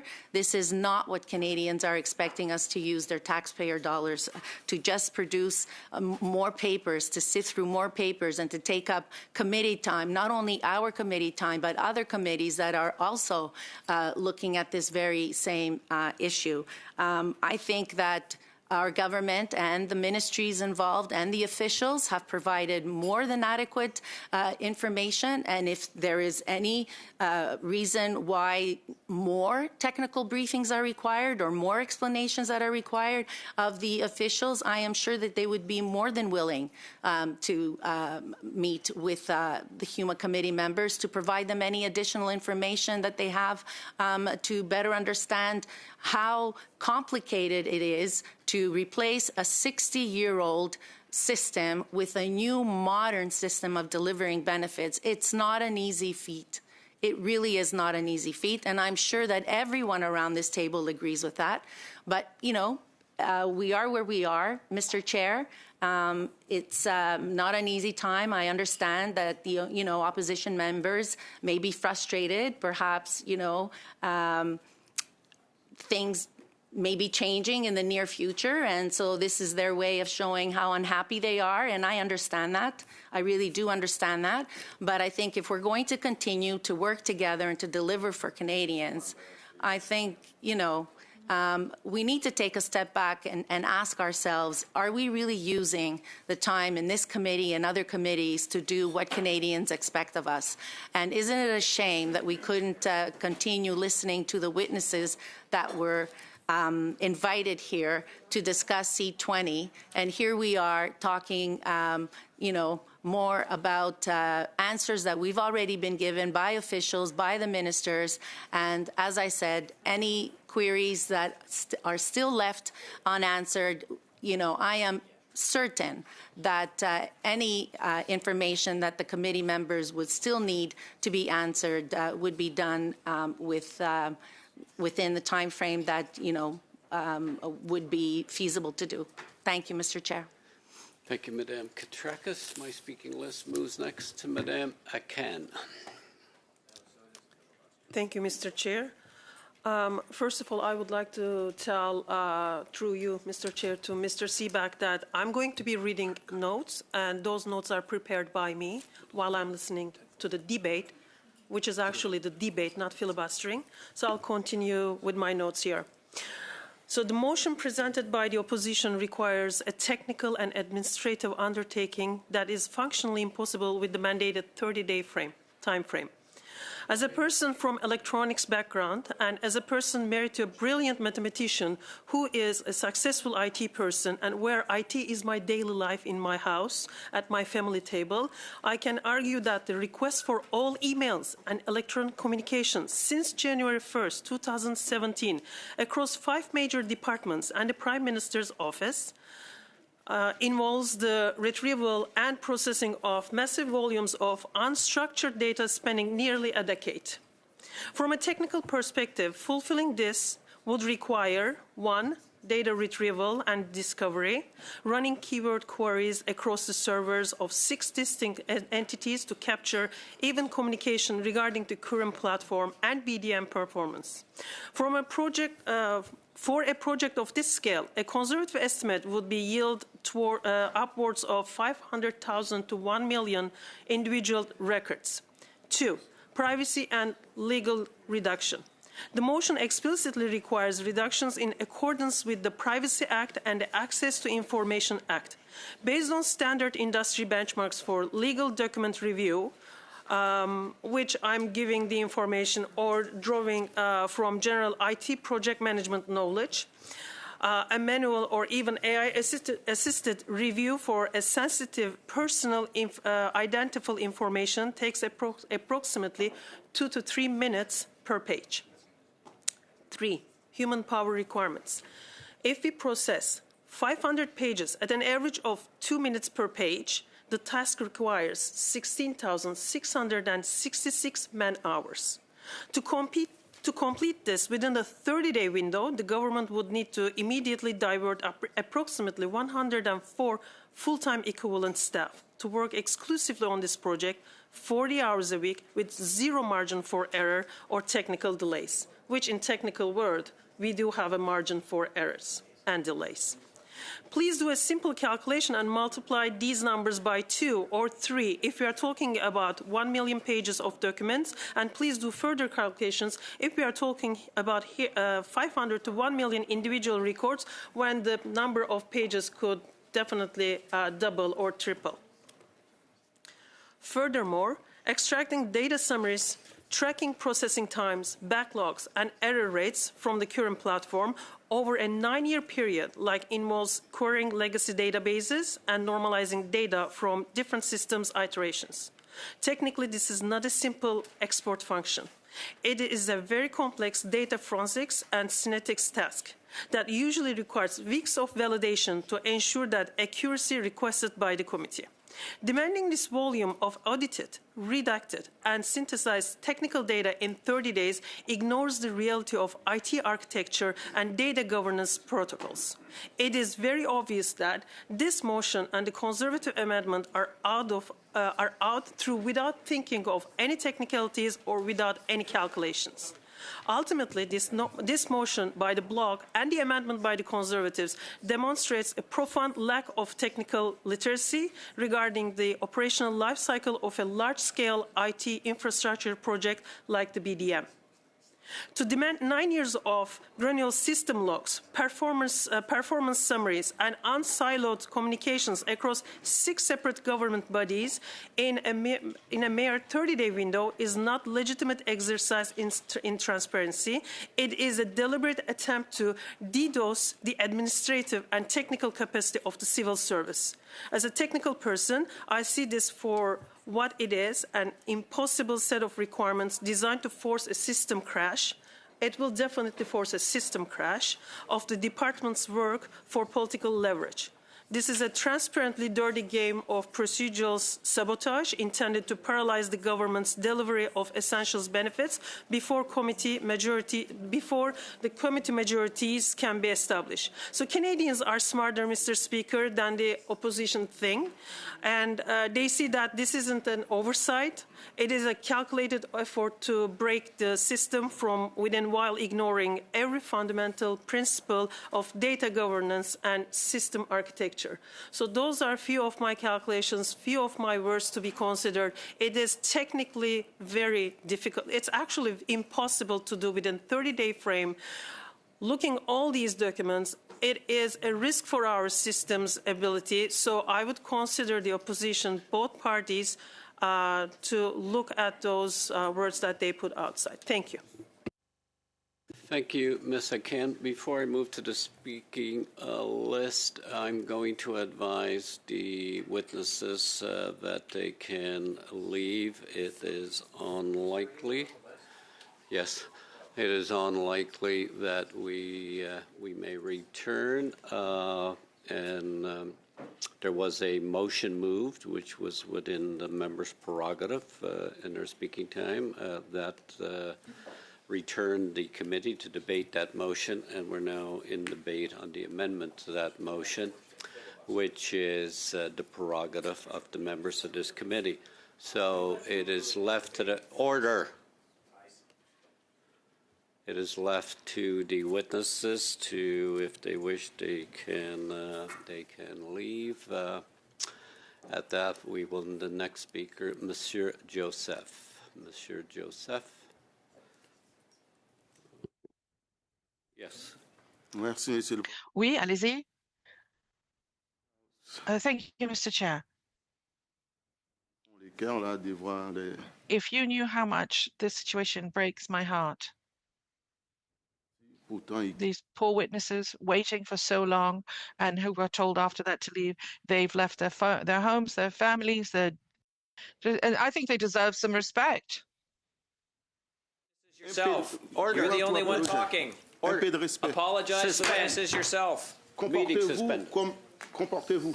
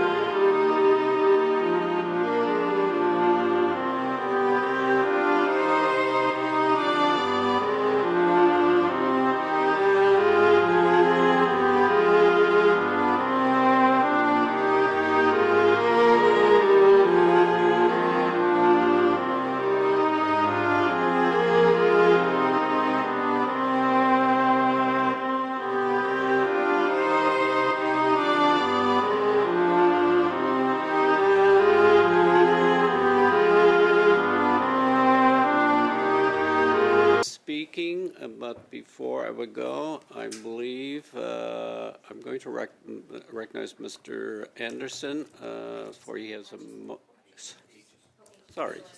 Yes, I know who you are. Mr. Aitchison, and no translation. Now? Made now? Made now? No? Yeah, but it's remote translation anyhow. Until the translator's back in the room. It's remote. Oh, it's remote. Okay, cool. Do we have that now, Madame LaRouche? Are they interpreting for me now? Okay. So Mr. Joseph has the floor. I have a speaking order, but it relates to the witnesses, so I'm going to entertain Mr. Aitchison. He has a motion. If there's no objection, I will let it proceed. Mr. Aitchison. Thanks, Mr. Chair. And the motion is very simple. It's just that the prepared opening statements of Kevin Lee, Pedro Barata, and Gary Gladstone be taken as read and appended to the evidence of today's meeting. Do we have consent on that? I'm seeing consent. It's the only way the witnesses can have their prepared statements submitted and considered in the testimony. So we have agreement on that. Thank you, Mr. Aitchison. That motion has been carried. We'll return to Mr. Joseph. I have a speak, then Ms. Fancy, and then Ms. Falk. Merci, Monsieur le Président. Thank you very much, Mr. Chairman. So I put myself in the position of my colleagues, and I completely understand their frustration, and I understand the frustration of their leaders. And talking about this motion here that is going to demand Mr. Joseph, a point of order. Consent for you to adjourn the meeting today, and that we would move that upon the expiration of resources that the committee will suspend until 3:30 on Monday. Thank you. We'll consider that. At the time, we have a hard stop at 10:40. Right, but I'm just saying that we do not consent to adjournment. We consent to suspension. And that will be the will of the committee when we hit the time. Right. Yes. But what time did you say? You said 10? We have a hard stop. We have resource to 10:40. 10:40. Okay, 10:40. Thank you. Mr. Joseph. Oui, Monsieur le Président, je vais recommencer. Thank you, Mr. Chairman. What I was saying is that I understand the frustration that my colleagues feel, and I understand the frustration of their leaders, because when we are asked to move and set aside what is necessary for our seniors in Quebec and in the Maritimes and the Atlantic and Ontario and in the West and the Northwest Territories and all the territories. How can you expect civil servants to not process what they're supposed to process so that our seniors get what it is they need in order to go and slave away on millions of pages of documents that are locked away in drawers? How is that efficient? How can you explain this? Les petits jeux de politique We know the little political machinations and the little games that are being played by the opposition. There are witnesses. They were here sitting in a corner, nice there, waiting to be able to take the floor. They have lost perhaps a whole day of work. They've been away for their families. They've driven perhaps for hours to be here. Do you think it is normal for witnesses to arrive in Ottawa and then they're told, oh, just go home? And at one point, if we continue to act this way, what witness is going to want to come to a committee? Because of what? A dilatory motion? That has nothing to do with anything. Nothing to do with anything for the needs of our seniors. I understand my colleagues' frustration. The House, please respect each member as they're speaking. Believe me, I have to listen to all sides. Mr. Joseph. Okay. Mr. Mr. Chairman, I really ask myself, why are the Conservatives and the Bloc wanting to reallocate government resources rather than just letting civil servants do their jobs? And especially when it comes to seniors who are waiting for their OAS. I can ask a question to Madam Falk. It's not the Liberals who are doing filibustering. No, absolutely. All. We just want civil servants to be left alone to do their jobs and do the necessary processing for OAG and other checks that seniors are waiting and expecting for. Not just in Quebec, but in her own riding, there must be seniors waiting for these things. And in Mr. Renouf and Madame Larouche's ridings, there are people waiting. Nope. I'm not saying that it doesn't exist in Quebec. It hasn't occurred in people, but there are thousands of files to deal with. So what I'm asking Madame Larouche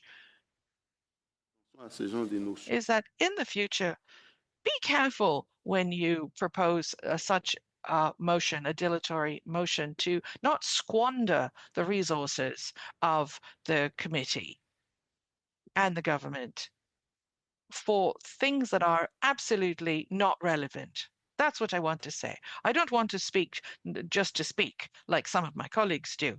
I'll give the floor to someone else. Thank you. We have Ms. Fancy. Thank you very much, Mr. Chair, through you, and I'd like to thank my colleague.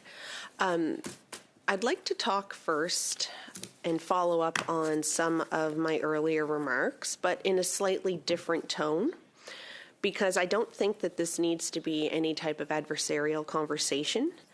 I think it's actually a real place for collaboration. In fact, there's a real space here for working together, and that's how we always get the best outcome. At the core, I think that everybody around this table shares the same objective. It's been really great getting to know all of the people around this table and their context of what they bring. You know, my colleague who was a tradesperson, my other colleague across the way who was a social worker, a colleague coming from a social financial background, myself as an educator. We've got a truck driver here, right? So it's so neat to see everybody within HUMA, we're the human committee, right? Where we look at social programs and we look at helping all people throughout the whole spectrum, throughout vulnerabilities, throughout disabilities. And I think that because of everything that we have and all the context that we bring, this is a real opportunity for us to try to work together. Because we all want transparency, we all want accountability, and we all want to make sure that Canadians, especially those who rely most on our government programs or services, are being well served. So where we might differ is on how we get there, right? The paths. And I think it's really important to ground that discussion in this reality of this ministry that we're dealing with, right? This is one of the only committees that deals with over 5 different ministries. And for me, it's one of the most important ones, given the context of where I come from. This department also serves the most vulnerable Canadians. These are the seniors, individuals with disabilities, low-income families, workers who depend on timely support to get by. And for many of them, these programs are not just helpful, they're essential. So when we ask this ministry to take on additional work, or this committee to take on additional work, especially work that's of this scale within this motion, I think that we have to think about the downstream impact here together, because I think we know what the trade-off is. This committee already has a very full agenda. We have a humongous list of motions and studies and reports that we're already actively working on. Officials are already spending significant amounts of time supporting that work, preparing materials, responding to some of these requests, and appearing before us, which is what we were hoping to do today. There's no question that information has been provided. There's no question that transparency has been provided. And there's no question, through you, Mr. Chair, that I think we all want a common goal of helping strengthen our programs and supports for everybody, which is what the Curum system, at its core, its mission and vision, is trying to do. So I think that there is an opportunity in front of us to not draw a hard line, but to find a better path forward on one that respects the role of this committee and also recognizes the operational realities of the department. Because the motion as it stands is very broad. It will require review and production of millions of pages of documents across multiple departments. And that's a significant undertaking, and it would inevitably pull resources away from service delivery. And I think at the core of everything that we do, it's the service delivery that we really rely on most. And I don't think that that's something that anyone here wants to achieve, is not having that service delivery happen. I don't think that anyone else around this table wants to see delays for seniors waiting on benefits, or families waiting on support, or workers trying to access the programs that they rely on. So the question becomes, how do we get the information we need in a way that is effective, realistic, and responsible? And that's something that our Minister Hajdu, has clearly represented in the House. And I think that the answer also lies on how we now work together to redefine this approach.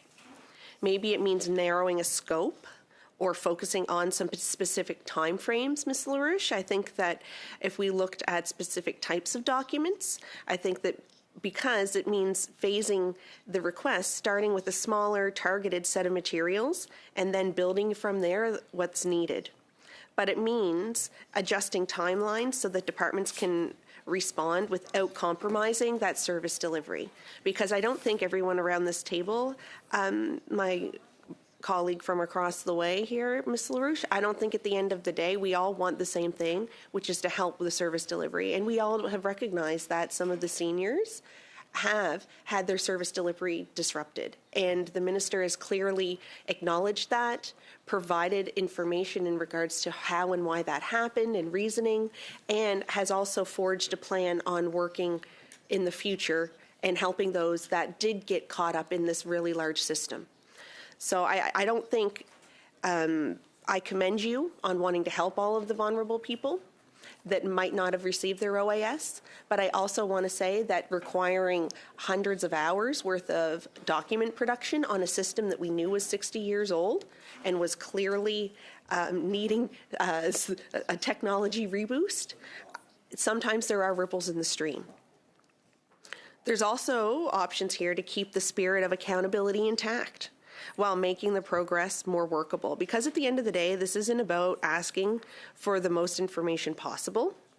It's about asking for that right information. And I think that we're more likely to get meaningful unstable insight if we were to take a more targeted approach in the way that we go about seeing the system delivery models, than rather than a sweeping, I want all the documents. I also think it's worth acknowledging the work that's already been done here. The ministers that have already appeared, officials that have provided briefings, data that's been shared, including regional breakdowns and costing information. That gives us a strong foundation to build on. So instead of starting from scratch with a request of maybe this magnitude, I think that if we could build from what we already have and identify what those gaps were, we can move on from here. That's more of a collaborative way forward. And I also would like to say that, especially given the nature of this ministry, we know that that really matters, that people really matter. And in a department that serves some of these most vulnerable Canadians, the capacity is directly tied to people getting support that they need when they need it. So if we can find a way to meet our accountability objectives while also protecting that capacity, I think that this will be a win-win-win for everybody. It's a win for this committee, it's a win for the department, and most importantly, it's the win-win-win for Canadians.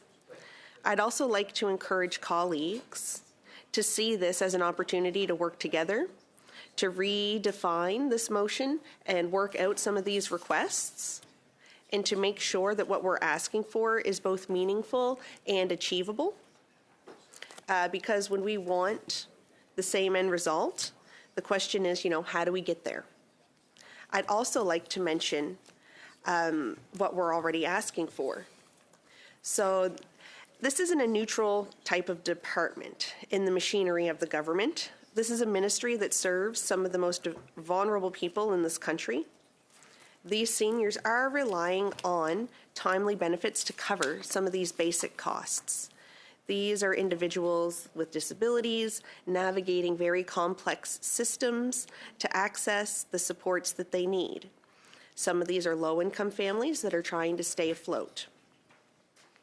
Some of these are also workers, often in a very seasonal or maybe even a precarious type of situation or type of employment, who depend on programs like employment insurance to bridge that gap when work is not available. So for some of these Canadians, this ministry, it's not optional, it's essential. And I think that the reality has to guide how we think about this motion that's in front of us, because every additional demand that we place on this department has a rippling effect, right? It does not exist in a vacuum.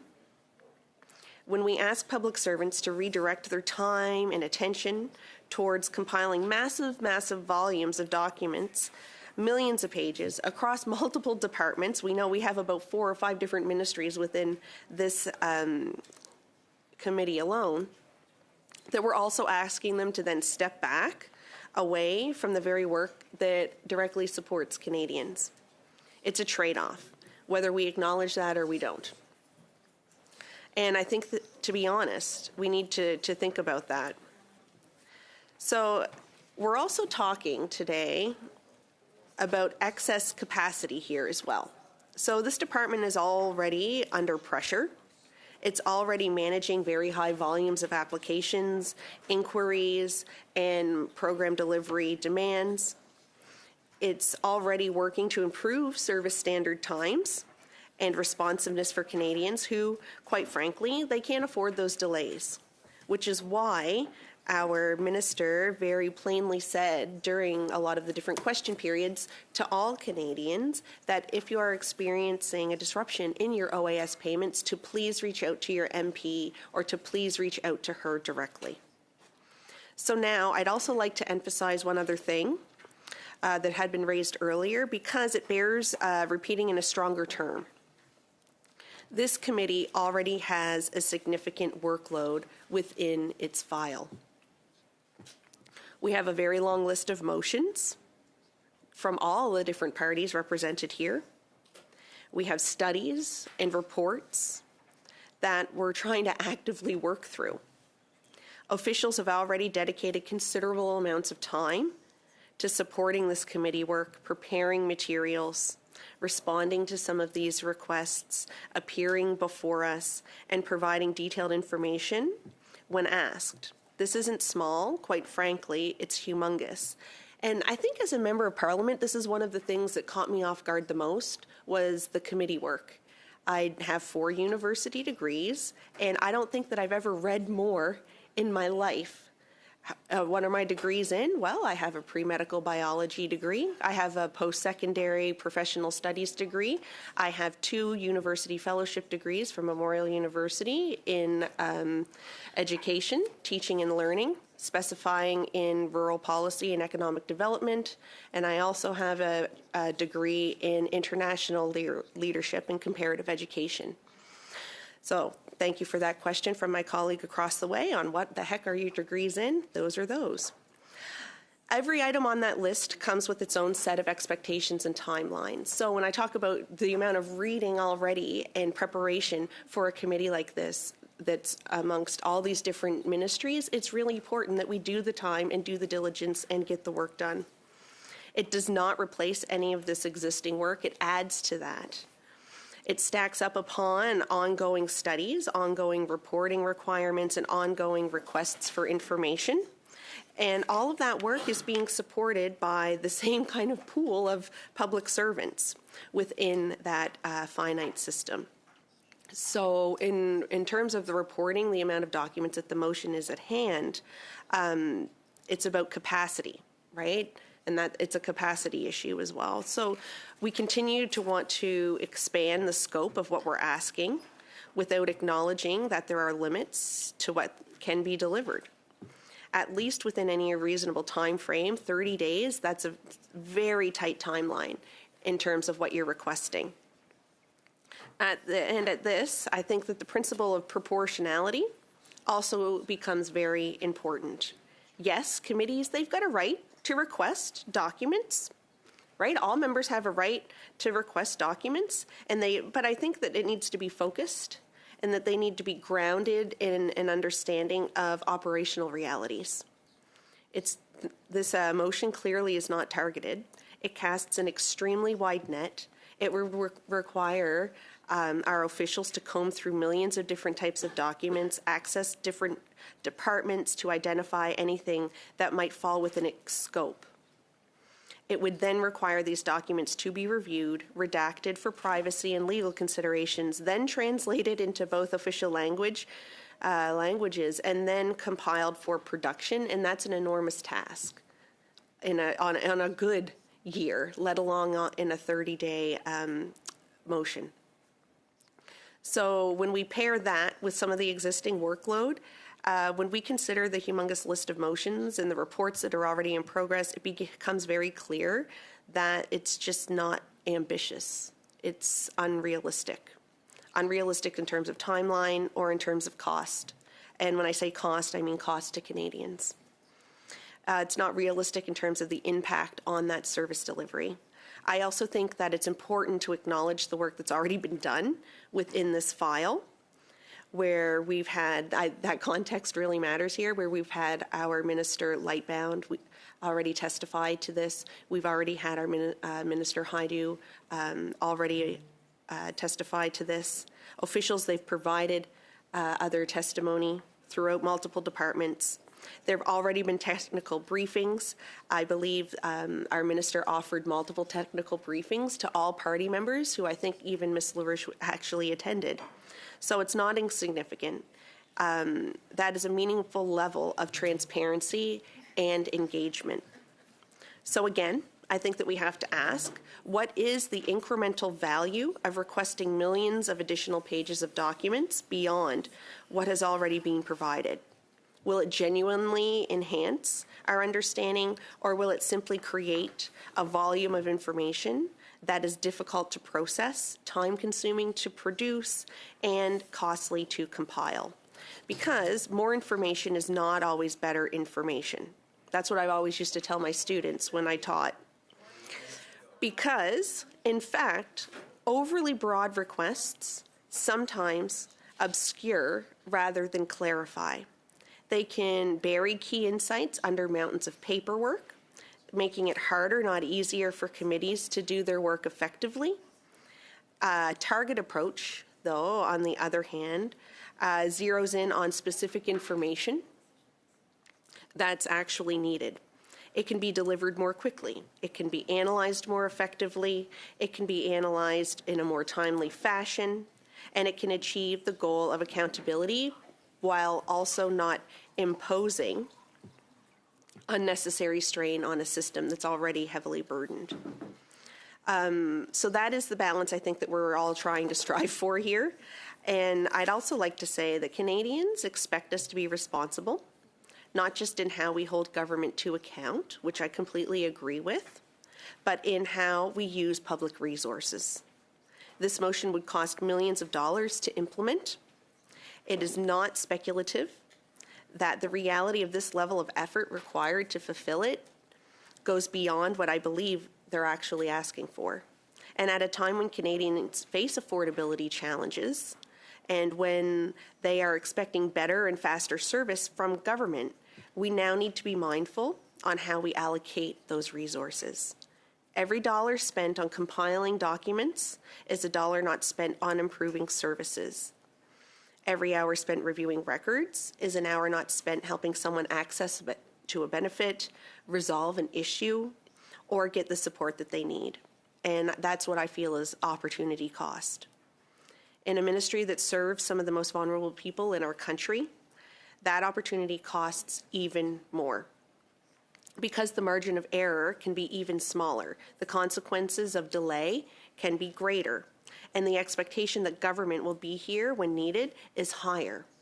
So I come back to that same point from the beginning, when, with even greater emphasis, we really need to be careful here in the way that we treat our timelines, our agenda, and what we are hoping to accomplish with our motions.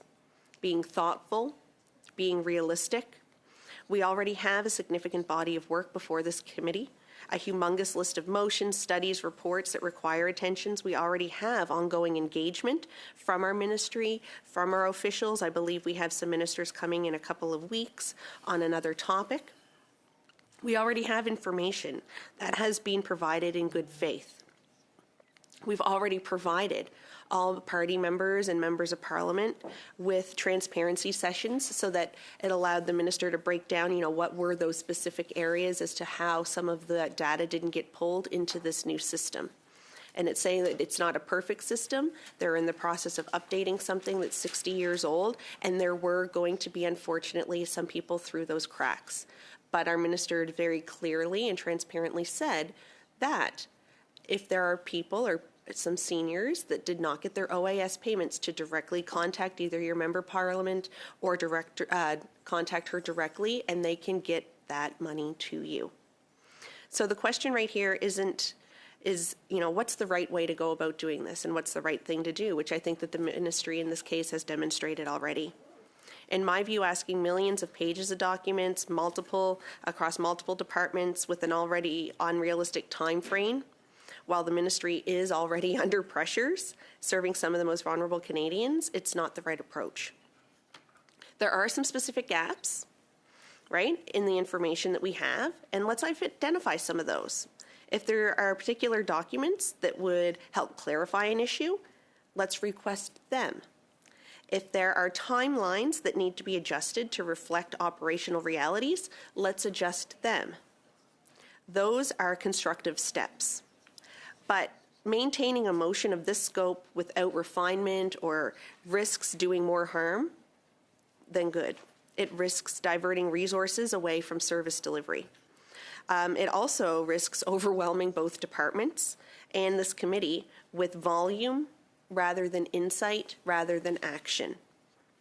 And it risks setting a precedent that a broad, unfocused approach requests that are the norm rather than the exception. And in this case, we don't want to create that norm, further burdening departments. We want to create an exception with exact what about that program made it not be able to onboard seniors in the correct fashion? What about that program not allowed some of those transfers to go through? Those should be in the motion in terms of what is the specific ask.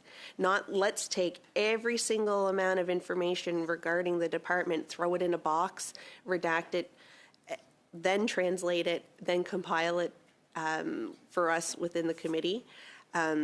It doesn't really seem like a serious ask.